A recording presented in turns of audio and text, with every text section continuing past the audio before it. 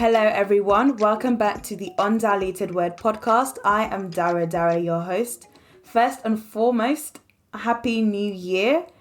We are in the year 2021. I don't know what day you're listening to this, or maybe it's February and you're listening to this, but this is the first time you're hearing from me this year, so Happy New Year. I hope you and your family and loved ones are all doing well, and the year has been off to a good start.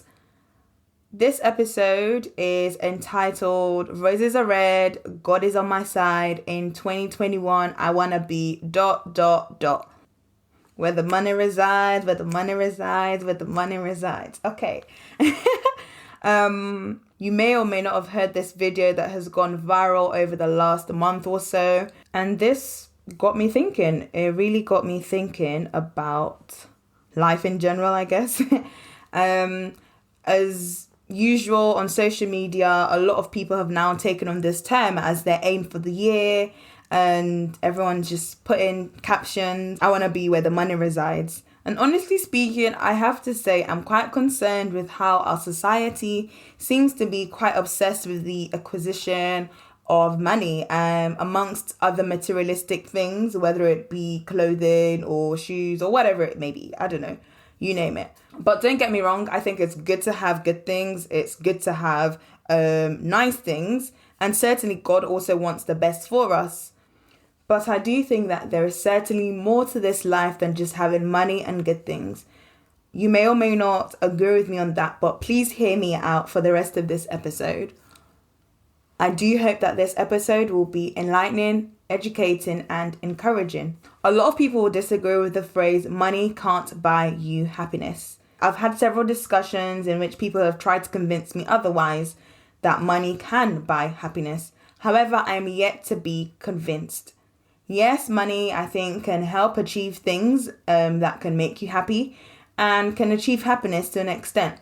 But I was doing a little bit of research, as I usually like to do, and there was this entrepreneur who interviewed 21 billionaires and talked to them about their lives.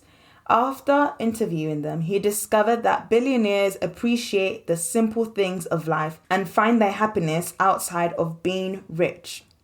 After all, if you really think about it, being a billionaire doesn't protect someone from tragedies such as loss of a loved one or from contracting illnesses.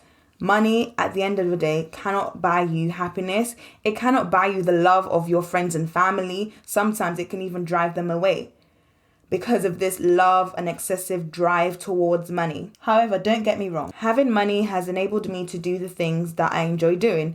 For example, going on holidays, eating out at restaurants, which you already know I love a lot. Buying clothes when I want to. However, there comes a time when the holiday ends, reality begins again. The food is digested and excreted. And then the clothes get worn out, or maybe they become out of fashion. And to an extent, you can say the cause of that happiness has then halted, and it was just linked to a happening, something occurring. And as Christians, when we fall into this trap of thinking that being where the money resides, in quotation marks, is what would bring us happiness, we conform our thoughts to the thoughts of the society we are living in. And of course, I'm not a millionaire, or I don't have thousands of pounds in my bank account, but I can truly say that I am happy and I have joy.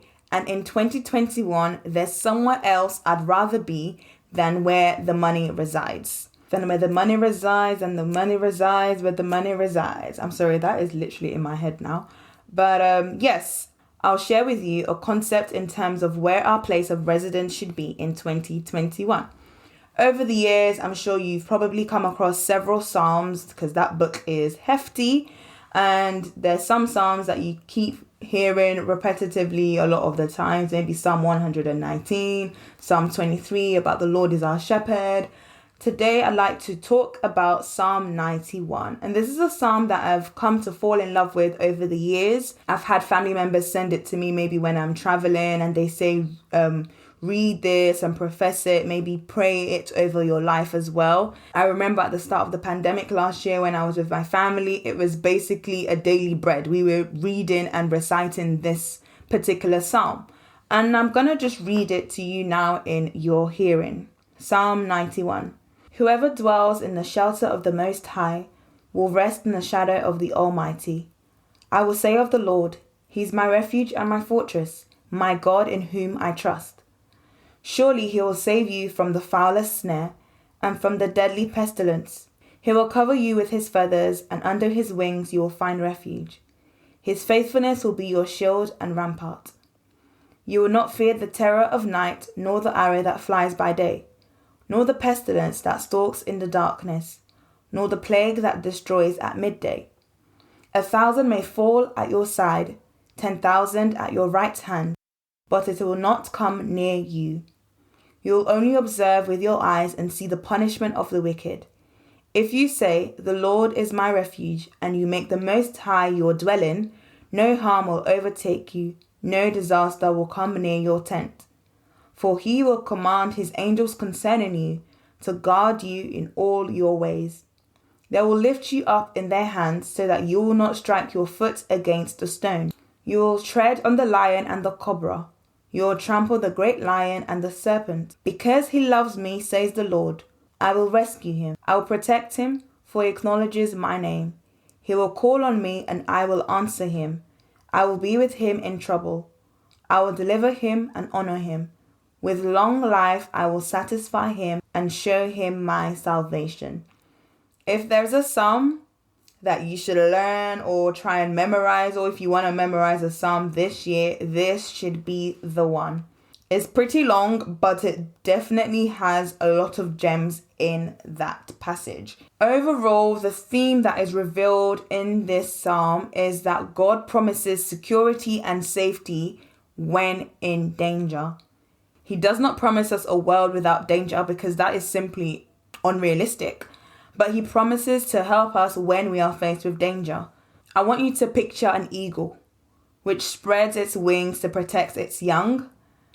In the same way, we have this metaphor of God being described as a tender, loving, and caring Father that uses His metaphorical feathers to cover us, His children. Firstly, we're promised protection from the snare of the fowler. These are traps that are set up for your downfall, those that you probably don't see, because a fowler, for example, is someone who catches birds. This person needs to be quiet and quite secretive so that the birds don't catch on to what is actually going on. And so in this way, you can be deceived, and this then leads to your downfall. However, we are promised protection. If you dwell with God, you will not be deceived by Satan or those people around you that want to deceive you. Your eyes will be opened to see these traps ahead of you. Secondly, we're promised protection from deadly pestilence. Pestilence is a posh way of describing a contagious disease, corona. So if you dwell with God, we are promised this protection from these terrible conditions and health conditions. He acts as a shield for us during pandemics. This is not an absolute promise for everyone in every circumstance. So it does not mean that those who have maybe lost their lives due to health conditions or maybe diseases or plagues, it doesn't mean that they didn't dwell with God. But it does mean that as believers, generally, there's this provision for protection. And we can see times when God has been delivering us from dangers as we continue to place our trust in Him. Thirdly, we are promised peace of mind. It says, shall not fear. Even though there are numerous reasons to be fearful, when you dwell with God, He gives you strength and courage so that your fears will not have complete rule over you. And I know how crippling fear can be. And I've heard somewhere, there's a quote that says, fear is false evidence appearing real. And what happens when fear grips you is that you become paralyzed and you don't move in the direction that you ought to move into. But this psalm is telling us that God gives you that strength and courage. So even when you are faced with fearful things, you are able to still have that peace of mind and you remain calm during those troubles because you know God is with you. So those are three main things so far in terms of protection: snare of the fowler, deadly pestilence, and just generally being fearful. True safety can only be found in God, and I cannot stress this enough. The society that we live in fools us into thinking that we can find safety in our possessions, hence this whole viral chant, if you want to call it that, saying where the money resides is where people want to be. So we're fooled into thinking that happiness can be found when we have money, or that the figures in our bank accounts, our jobs, our degrees, our friends and loved ones can grant us this safety. But the reality is that these supposed safety nets do not provide a foolproof safety, because people disappoint, people get let off their jobs, their struggles are around when you are doing your degrees. Nothing is ever as it seems. We are vulnerable to all sorts of harm and danger, whether it be emotional or physical. However, if we want to take this a little bit further, the calamities in this life ultimately cannot harm us, because through Christ and what he did on the cross, we already have victory, meaning everything has been overruled for good. Even though bad things are happening to us, it all happens for our good. Death is sad, it is horrible, but in view of eternity and having that eternal perspective or eternal goggles put on, you realize that death brings us closer to our reward in heaven. And so essentially you can call it a gain. So let's go back to the start. Roses are red, God is on my side. In 2021, I want to be under his wings. In Psalm 91 verse 4, we are told, he will cover you with his feathers, and under his wings you will find refuge. I want us to focus on the word refuge. The definition for refuge is the state of being safe or sheltered from pursuit, danger, or difficulty. The shadow of God's wings or his wings is repeated several times across the Bible, so this is not just an isolated concept. Let me tell you what is so special about being in the shadow of God's wings. Dwelling in the shadow has connotations of close companionship. You can only be in a shadow if you're really close to the object. So we must be near God to have his shadow on us. The fruit of being under this shadow of God's wings are peace, protection, joy, goodness, mercy, grace, comfort, care. He bestows so many blessings onto us when we are under his wings. What a blessed place to reside in. To experience these blessings, we must place our trust, all our trust, our full trust in God, because there is no protection for the young eagle that decides that it wants to stray away from the nest or from under its mother's wings when there is danger. At the end of this psalm, God speaks of promises and blessings he gives to those who choose to love him. He says, because he loves me, I will rescue him. I will protect him, for he acknowledges my name. He will call on me and I will answer him. I will be with him or her in trouble. I will deliver her or him and honor him or her. With long life, I will satisfy him or her and show him or her my salvation. And so I ask you today, have you chosen to love God? In the year 2021, are you going to love God more than the things that this life has to offer? Are you going to love God by spending time with him, listening to him, reading about him, adoring him, thinking about him like you think of those you love?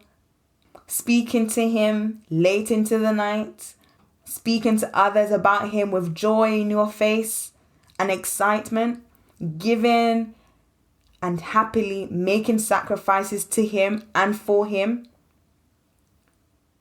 Think about the ways in which you are going to show that you love God. As believers, we miss out on numerous blessings because we would rather chase the things that God has created, such as money, and declare that we would be where the money resides, than choosing to chase after God, the Creator, and trust in him as we should. And that's quite unfortunate, Because then by living like that, as I said earlier, we're conformed to the ways of the world and the way that they think. And as I have said in the previous episode, we are not to be conformed to the ways of this world, but we are to be transformed by the renewing of our minds. And this concept of being renewed of the mind also involves us knowing that our security in this world is not to do with our possessions, but more to do with this, our relationship with God and what He has promised that He will do for us as long as we decide to show that we love Him.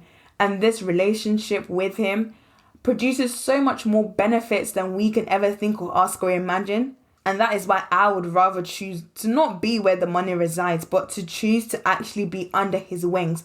Because I know when I'm under His wings, there is safety, there is refuge. And so there is no need for me to fret about what's going to happen tomorrow.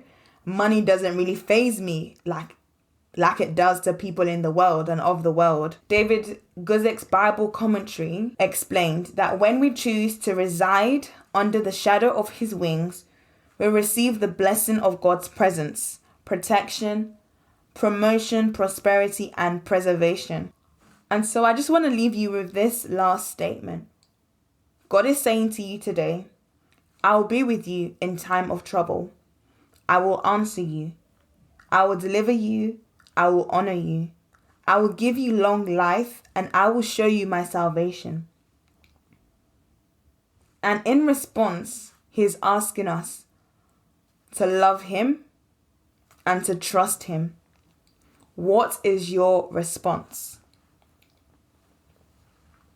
The undiluted take-home point for today is that God promises us security and safety, even in a world filled with danger. But we need to be willing to accept this invitation of close companionship by acknowledging who God is, calling on Him, actively choosing to love Him, and then we'll be able to reap the benefits of such a close companionship. So my prayer for us all is that we do decide to develop that closer relationship and companionship with God rather than chasing the things of this world, especially as we've started a new year. So that's the end of this bonus episode. And as always, follow the Undiluted Word _ on Instagram. That is the Undiluted Word _ I've just released an IGTV video on 6 tips that you can use to prepare the year ahead. And I'm sure that will be a blessing to you or to other people that you know of as well. And tell your friends and family if you've been blessed by this episode.